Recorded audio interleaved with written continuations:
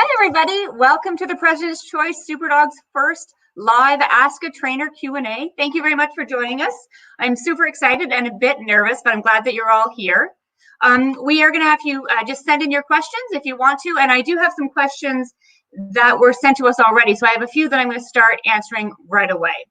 So one of the questions that we get asked all the time at SuperDogs, and a lot during our pat and chat section that is we do at the end of the shows, is how do I become a SuperDog member? So all of the dogs that you see in the show, they are all the personal pets of the people that are performing with them. And those people audition to be in the show. So they have trained their dogs on their own.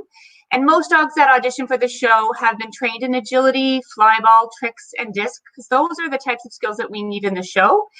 We often have auditions in the cities that we're performing. Now, things are a bit different, obviously, right now, so we are not having auditions or really even live shows at this time, but we are going to soon debut virtual auditions, or where you can audition online and send me at amy@superdogs.com or info@superdogs.com a video of your dogs doing all of the great things that they do, and that's going to be a way that you can audition to be in our show in the meantime. So anybody that has a dog that's interested, we would love for you to do that.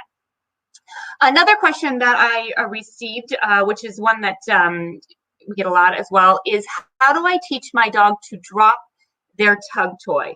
Now, one of our cast members, Jen Hall, she answered this question in a video that you can find on our YouTube channel. It's in the playlist under tips, tricks, and training. And she shows with her little dog Salsa how to do it. But the question that we asked was, that was asked of us, is the dog is playing tug, and the treat is not high enough value for the dog to drop the tug. So my advice for that is one of two. You can increase the type of treat that you have. So if you can envision you're playing tug of war with your dog and you want your dog to drop their toy and the dog will not drop the toy, what would you do? So you could trade it for a treat. If the dog is not trading for that treat, you might increase the value of the treat. Or what I would recommend is trading for another toy. And it's important that the toy that you're trading for is of equal or higher value. This happens a lot when people play disc frisbee with their dog. The dog comes back with the disc and won't drop the frisbee. If you have another frisbee of the same type of frisbee, so a toy of equal or higher value, that's going to increase the likelihood of your dog dropping the toy. The thing that I would recommend most in this training exercise is then give the toy back that your dog had. So if the only time you ask your dog to drop or out or give, whatever you call that command, if the only time you ask your dog to do that, you take that high value item away, the chances are that they're going to keep it because they know they're not going to get it back. So if you do a lot of playing with your dog, tug, tug, tug, have them give the toy, and then give it back to them, the chances of them giving it back to you will increase because they know that they're not having the toy always taken away. So that would be my advice on that one. And I just want to say hi to all the people that are saying hi on the side. It's great to see you all and appreciate you being there. So thank you so much. That's wonderful. Next question that I'm going to ask, again, just one that we received online. So feel free to send any in advance that you have, and I can answer those for you as well. The next one, this is a hard one for a lot of us, which is barking at the door. So here's my tip with all dog training, whether it is teaching tug or whether it's teaching your dog not to bark at the door, is we have to be really consistent. And I think that barking at the door is one where even some of the best trainers I know, sometimes we're not consistent because we're trying to deal with who's at the door. And we think that that becomes the priority, but really the dog that you're living with, that's the priority.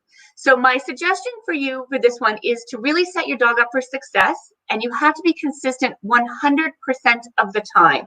So right now, I imagine that you're not having a lot of visitors coming to your home. My house, I'm having a lot of food dropped off and a lot of Amazon deliveries, so that's about it. But when my normal life is happening, this would be an exercise that I would sort of set my dog up to practice. So I would have my dog on leash in the house. I would have a note outside of my door if this was a problem that says, please don't knock or ring the bell, so that the only time I am practicing exercises where my dog might hear the doorbell ring or the knock on the door, I'm able to prepare myself and train the exercise as it happens. And the other thing that I would recommend with this is how you come in the door. So if you come in the house and your dog barks and jumps on you, until you fix that problem, I wouldn't even start worrying about guests until you fix the first problem. So I would have my dog on leash, and I would practice knocking on my door or ringing my bell or having a family member do that, so that you're rewarding your dog along the way, so that when they hear the bark, you're going to pause and give your dog a treat. That would be the first way. We have a question about when you would start to teach disc. Thank you for that question. I started teaching my puppies disc really young, but by saying that, I'm not having them jump to catch the disc. So in our show, and again, we have a great video on this on our YouTube channel, and you can go and check that out on the tips, trick, and training session. We start by teaching our dogs something that's called a roller or a slider, and that is the disc moving around on the floor, and your dog is going to, you're looking for your dog to sort of chase that, look at that they're interested in it, and seeming to want to play with the disc. When you teach your dog a disc, there's sort of three parts to it. There is the tracking, the retrieving of the disc, and then bringing it back. So I would start by getting my dog excited by the disc, doing rollers and sliders, of course, rewarding them for that. You want to pick a disc that is meant for a dog, so one that's super pliable, not one that you would get at a pet store. This is one, or sorry, at a kid's store. You're looking for one that you'd be at the pet store. We sell them if you're interested as well. But you're looking for a dog frisbee, not a kid frisbee. You don't want to hinder your dog's mouth. And again, you're keeping them very low, having your dog catch them and bring them back. I would not allow your dog to do any sort of jumping or leaping until they're at least 1.5 years old, and that's sort of when they stop growing. And that's true of all the dog training that we talk about in our show. When you're doing anything with impact, so high jumping, weaving, things that you see in our course, we like the dogs to be about 1 year, 1.5 years. They need to be finished growing, and that's for their safety, because you want them to be able to do all those activities well into senior life. We got a question about how many hours a day should my dog be sleeping? Because everybody's home, is maybe the dog not sleeping enough? That's an interesting question. Usually people ask that they think that their dog is sleeping too long, and dogs sleep a lot throughout the day. So if your dog is sleeping a lot throughout the day, depending on their age, it varies as well. Puppies and seniors will sleep longer. But if you have more people around your home right now, the chances are your dog is getting probably more interactive, more energy. People are playing with the dog more. So that would be different to the dog's normal activities. So if that's the case and you think your dog is not getting enough hours of sleep, you can set up a place for your dog that's quiet, that's in their home, whether it's a crate if your dog is crate trained, or just a nice bed. I have one of my dogs here with me in the office while I'm recording this, and he's just sleeping away in his little cozy cave. And that's what they learn, that if nothing's happening, that they should just go and lie down. So that would be something to teach your dogs, and I would say teach the other people in your home, is that the dog does need to have time out. Sometimes when we get questions about behavioral problems with dogs, it's often because the dog isn't being left alone. And if a dog chooses on their own to go and lay down, removes themselves maybe from the family situation or is sleeping, they should be left alone, and they should be given that opportunity to rest and not be interrupted as well. I'm just trying to read this story, guys. It's my first time reading through all of these. I want to make sure that I get them. My puppy likes to play keep away. Oh, that's a good one. Play keep away. And how do I stop this? That's a great question. It's very similar to the playing of the tug, is that if your dog has something and they, in their mind, have stolen it. So I have a young dog, and when she was young, her favorite thing to do was steal socks. And so I would, they've stolen something and you don't want them to have it, if you sort of get all excited and you chase them around and you're trying to get that item away from them, that stolen item, the value of that item increases tremendously.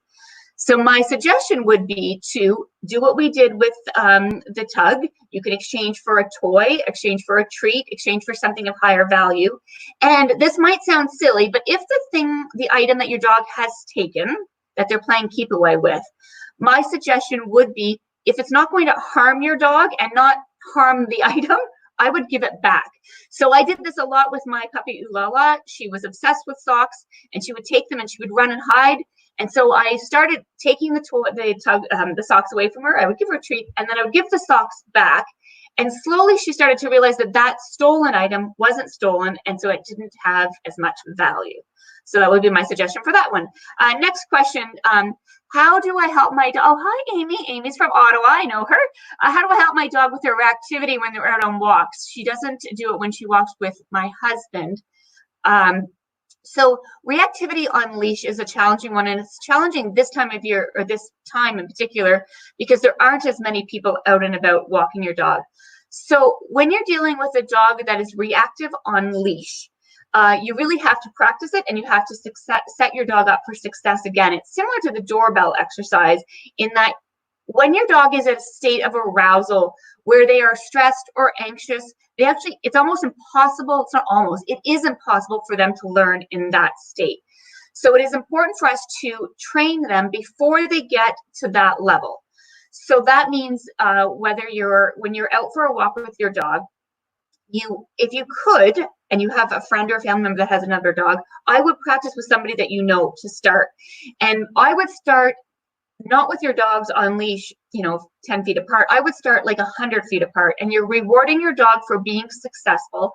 And so what that would mean, if your dog is reactive on leash, you're rewarding your dog for ignoring the other dog. So as the other dog, and you would approach and approach and approach, you would reward. This is as long as your dog is successful. If your dog gets to the point where they are reacting to the other dog, that is our fault. It means we've pushed them to the point that they cannot, we've gone too far. So with all dog training, you do not want to go too far, too fast. So I just want to summarize that again. You're going to practice with somebody you know to start. If you are taking your dog out for a walk and they're barking and lunging at other dogs, right now your dog is repeating that behavior. And the more they repeat it, the better they get at the bad behavior. So you need to practice the behavior of your dog being successful to the point that becomes the new behavior.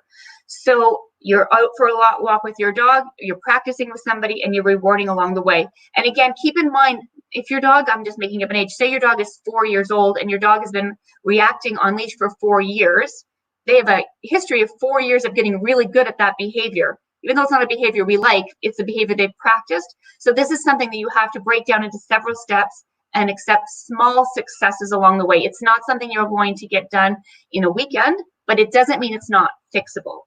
That would be how I would answer that question. Next question, moving along, we have a question from, so they're going along a little bit quickly here for me.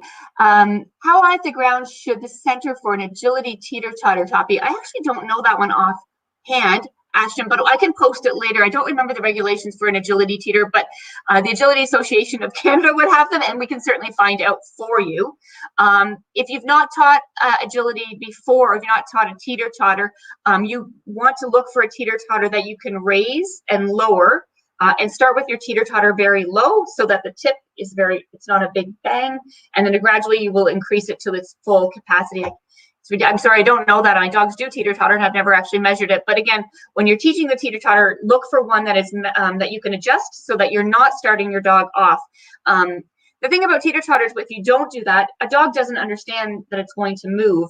And if they run up it very quickly and it falls, that can be quite startling. So keeping it low, you can also put something under the teeter-totter so that when it goes down, it's not fully collapsing all the way, that it's only going about part way down. And of course, lots and lots of rewards. And at any time when you're teaching a teeter, if your dog wants to get off or chooses to bail, always allow them. You always want them to have the option that they are not forced to stay on that. If they want to get off, they can. So you just want to make sure that they have that option as well. All right, let's move on to our next question. Let me see if I have any coming along through here, or I can refer back to some on my list. I'm going to go right back to the one on my list. How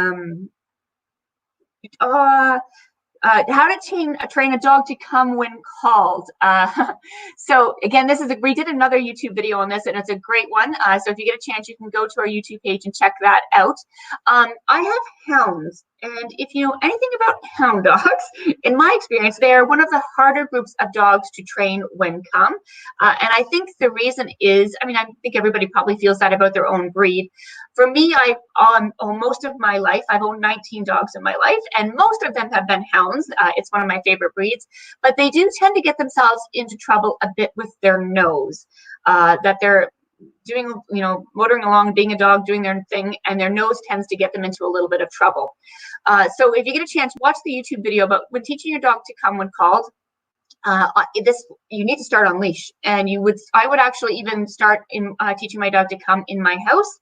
If I can't get my dog to come in my home where the distractions are very low, I have really no right of going to a park and letting my dog off of leash. But I do think it is our obligation as dog owners to teach our dogs a recall, because the quality of life that they have is far superior than a dog that doesn't get to go off leash. So I have a Portuguese Podengo who I struggle often with his recall, and I continue to train it and continue to practice it, and I continue to reward it, which it sort of hurt my ego when I take him hiking and just still have a biscuit in my pocket to reward him so that he gets the opportunity to be off leash. And throughout our walk, I recall him to come and reward him and then let him go play. Similar to dropping the tug in training, I call him to come, I give him a treat, and then I let him go play again. But to start the exercise, I start on leash. I start in my backyard. I teach my dogs that the word come, so it's the dog's name, to get their attention, a slight pause, and then I use the word come when I call. And I want to make myself as exciting, motivating, more exciting than the squirrel that he wants to chase. I have to up my value to allow him to encourage him to come and be with me, to play. I give him the treat, I play with him, and then I let him go play again in my backyard. And I do this a lot in the yard before I take him off leash. And then I would gradually increase the level of difficulty. So I would start in my backyard. I might move to my front yard, again on leash. I would go for a walk down the street, practice recalls even on leash, to ensure my dog is successful before I just drop the leash for their safety. And again, continue to practice.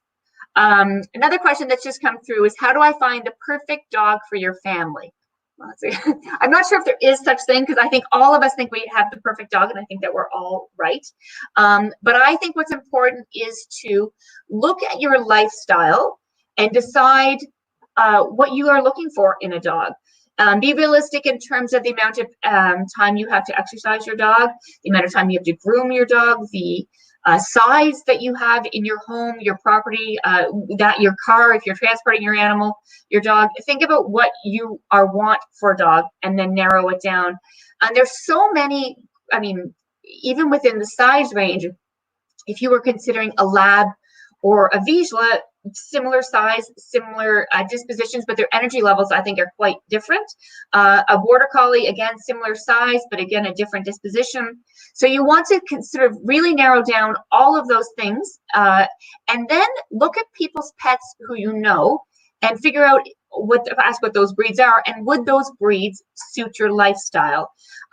We get a lot at the end of the SuperDog shows. We get a lot of people that ask us during Pat and Chat. They love our dogs and they're interested in getting those breeds.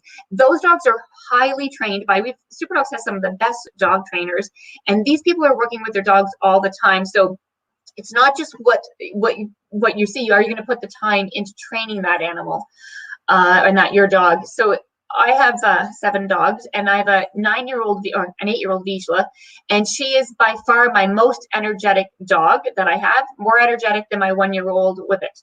But that's just because that's what that breed was bred to do. They're bred to have endurance. So look at what breeds were bred to do, and would that fit your lifestyle? And if it's a mixed breed dog, you can consider what the breed mixes in the breed are. You want to speak with dog trainers that are out there. Go to Humane Society, shelters, rescues. They're great places as well. They're not only wanting to find, if you're going to a shelter or a rescue, not only do they want to adopt the dog, they're looking for a permanent home. So they're going to really interview you to help you find the right match. I got a question from Becky who asked, I use a lot of food rewards during my training. Would like to lessen that. How do you suggestions for training less with food? And he's not toy driven. So here's the answer, Becky, is you have to find out what motivates your dog. And if you're worried about the volume of treats that you're giving your dog, you can consider having your dog work for their dinner, their kibble. I do that a lot. I just put my dog's kibble in my pocket when I'm going for a walk. And then I consider that if I feed my dogs 2 cups of food a day, if I'm using a half of a cup for training, then I just deduct that from their meal. But sometimes we get really worked up, or I don't know if that's the right word, we get concerned with the amount of food that we're giving our dogs. And I would be concerned about the amount of food I'm giving my dogs only in that I don't want to over or underfeed my dog. But as a training tool, you need to use whatever is available to you. If your dog is not motivated by toys, in most cases, praise is not enough. And the reason I say that is because we praise our dogs every day. I praise my dogs every day, all day, for doing nothing, because I love them. I tell them I love them all day long. I cuddle with them. I kiss them. I pat them for just being. And then if I wanted to use that physical petting and cuddling and rewarding as a reward mechanism, I can't, because it's lost its value, because I use it more for me than I do for my dog. So you then have to figure out what is rewarding for your dog. And if it's not toys and it's not praise, then most likely it is going to be food. If you're worried about giving treats, then I would switch to kibble and keep that in mind. And again, you don't have to give, when you're training, you're giving a lot of that, but that doesn't mean that you have to go, you have to give that treat all the time. This is something that you're doing during the training process, or if you're sharpening up a behavior as well. Next question is going to be, somebody asked about how to become a super dog. I answered that at the beginning about how to become a super dog trainer as well. We're always looking for trainers. Right now, the best way is to do it online. We're looking for virtual trainers. We have over 100 cast members all across North America, and we do shows all year round. Normally, this is a bit of a different time, but we know that we will get back to our regular scheduled programming, and we will have a full schedule soon. So if you're interested in becoming a SuperDog cast member, please reach out to us. We'd love to have more trainers in every city that we perform in. A question about how to have, your dog hates to have their nails trimmed. How can I fix this or make it less of a production? Great question. My suggestion with nail trims, and we have some great videos on our YouTube channel that we started recently. You can check that out on our YouTube or our Facebook, and it is in the tips, tricks, and training sessions. Christine did a great job. With her dog Friday on nail trims. She breaks it down, and that's what you need to do when you're teaching or getting your dog used to training their nails. What you don't want to do is go out, buy a pair of nail clippers, go home and try to clip your dog's nails. It's just going to be too traumatic for your dog and for you. So first, you want to get yourself used to them. There's different types of clippers available. When you go to a pet supply store, look at them, ask for some assistance on which ones would be the right ones. You want to get one that is the right size for the dog that you have. And to start, I really break it down. I start by massaging my dog's toes, even before I even introduce the clipper itself. I massage their toes. I massage between their toenails. I put pressure on it, not to hurt the dog, but I want them to feel that sensation. I reward them for allowing me to do that, and then I stop. I would do the same thing the next day, maybe use a different paw, pick my dog's paw up. You want your dog to be in a comfortable position while you're doing this. You're touching each toe, each toenail, in between the paws, giving a massage, reward. The next thing, I would show the clipper. I would even make the sound of the clipper around my dog's foot. I would touch the clipper to their foot, reward. I would do all of that before I ever try to cut my dog's nails. When you get to the point of clipping your dog's nails, if you clip one and you're successful, then I would stop. I know what it's like. We want to clip all of their nails and get on with it. And while we're doing all this training, their nails are still growing. But if you force this issue, it's a really hard one to overcome. Always take off less than you think you need to, because what's that expression about measure twice, cut once? Same sort of idea. You can't go back and put it on. If you accidentally clip your dog's nail and you cut it too short, obviously we feel horrible. I think everybody has done it. Something like cornstarch, if you have it available, if you just dip your dog's toenail in it, it will stop the bleeding. Reward them, apologize, and let them know next time you'll try better. But don't just give up, because keeping your dog's nails short and trimmed is a really important part of dog ownership. But it's not just for them not scratching their furniture or scratching us. It's important for how they walk. One of our cast members who's a dog chiropractor, and we all see her when we're out and about doing stuff with our dogs, and it's something that she mentions to them a lot, that if their nails are really long, it affects how your dog is gripping the ground and whatnot. How do I get my dog 1-year-old? Sorry, I'm moving on to the next question. How do I start training my 1-year-old dog in agility? So Vicki, for your question, the first thing you want to do before you get to agility is, and you may have done this, is to make sure you have a good foundation with training your dog. So that means that you have you're done basic obedience with your dog, that your dog is comfortable to be off leash around other distractions, around other dogs, because all of that will happen in agility. You want to find a school in your area that offers agility training. My suggestion whenever I take obedience classes with my own dog, and I taught obedience classes for 12 years in Toronto. I don't do that now because of the amount of traveling I do, but I still take my dogs to classes. I still think taking dogs to classes is an important part of us owning dogs. But go and audit a class. So you can go and watch a class, and there's things that you're looking for, whether it's an agility class or an obedience class, is do the dogs look like they're having a good time? Do the owners look like they're having a good time? And do they appear to be learning? Are they progressing?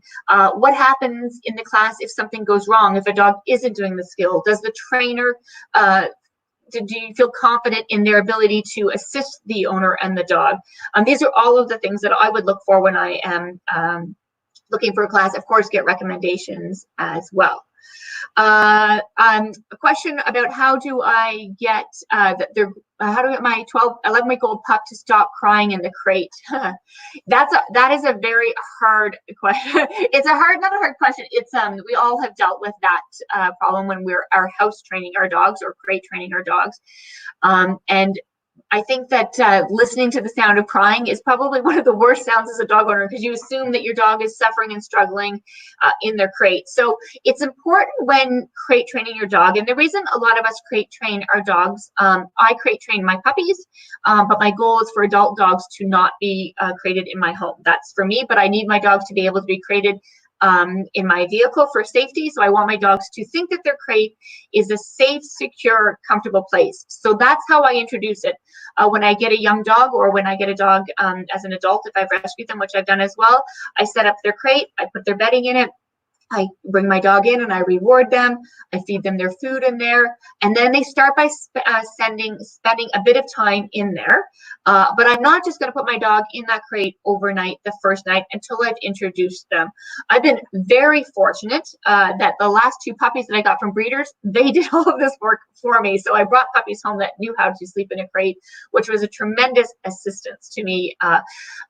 If your dog, you know that they are not hungry, that they have gone to the bathroom and they don't need to be let out, you can leave them in their crate. And if they're crying, it's important that you don't let them out while they're crying. So you have to wait for that, even a second of silence before you let them out. Moving on to our next question.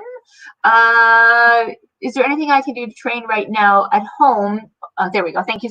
Now it's on my screen. Is there anything I can do to train right now in preparation for agility classes when they start up again? Excellent question. So when we think about agility training with our dogs, we sort of think of the end product. You envision, if you watch agility, the dogs are weaving through the poles and running through the course and hitting the contacts and going through tunnels, or similar with the SuperDog show. You think of all of these end products, but the amount of training that goes into that is remarkable before they ever step on a course. There are a lot of things that you can do with your dog, even in your backyard, that might not seem like agility training, but are absolutely agility skills. So if you have pylons, if you don't have pylons, you can use chairs. You could set up, I use trees in my backyard and teach my dogs to wrap around the trees by following my hand signals. I have my dogs off leash, just following whatever hand I have. So my dogs understand that if my hand on my left side is out, that they should follow my left hand. If my hand on my right side is out, they follow my right hand. And I'm changing directions. There's all sorts of things that you can do in your backyard to get your dog accustomed. You can teach them the contact, what a contact is, which is meaning you just want them to touch their nose to something. If you don't know the foundation for agility, what I'm saying may not make sense, but if you have had some agility training with your dog, you'll understand there's all sorts of things that you can do in your backyard as well. You don't need to have a full setup to begin teaching your dog.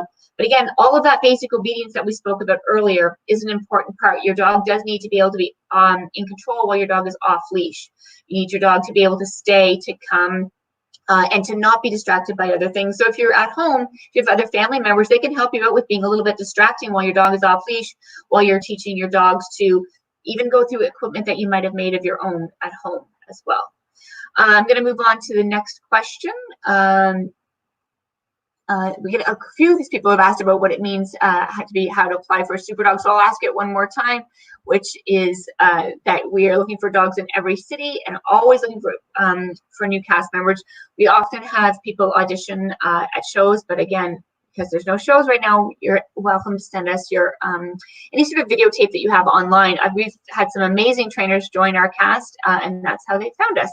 And you can just email me at info@superdogs.com. Time is up and time for me to say goodbye. Oh, that went by really fast. Wow. To be honest, everybody, I was a bit nervous with my first time, but thank you so much for all of the questions. You made it a lot of fun. And thank you for those people who expressed a certain interest in becoming President's Choice SuperDogs cast members. We are always looking for more. So thank you very much for joining me on the first time, and we will see you next time. Take care. Be well.